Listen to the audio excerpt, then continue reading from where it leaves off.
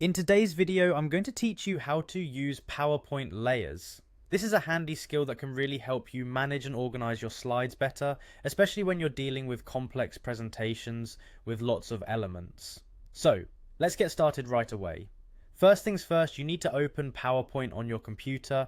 Make sure you have the application installed and ready to go. Once you're in, open up the presentation you want to work with. This could be a new project you're starting, or an existing one that needs some organizing. Now, to get started with layers, head over to the Insert tab located in the ribbon at the top of the screen.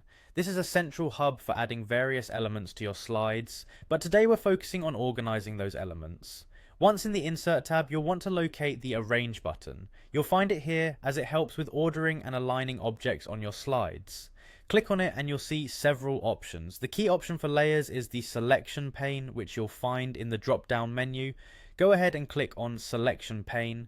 The selection pane is an incredibly useful tool as it displays all the objects on your current slide. What makes it particularly powerful is that it shows you the stacking order, or in simpler terms, which objects are on top and which are beneath others. This order affects when objects become visible on your slide if they overlap, so understanding and controlling this is essential. In the selection pane, you can click and drag objects up and down to rearrange their order. Think of it like a digital stack of paper. The higher up an object is in the pane, the closer it is to the surface of your slide. If you want a specific item to be in the foreground, just drag it to the top of the list.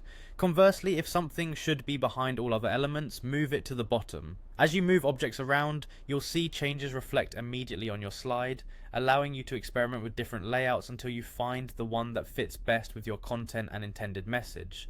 And that's pretty much it. By mastering PowerPoint layers using the selection pane, you'll wield more control over your slide design, enabling you to craft clean, professional, and visually appealing presentations. Remember, practice makes perfect, so don't hesitate to explore these features fully. Thank you for watching, and I hope you found this tutorial insightful. Don't forget to like and subscribe for more useful tips and tutorials.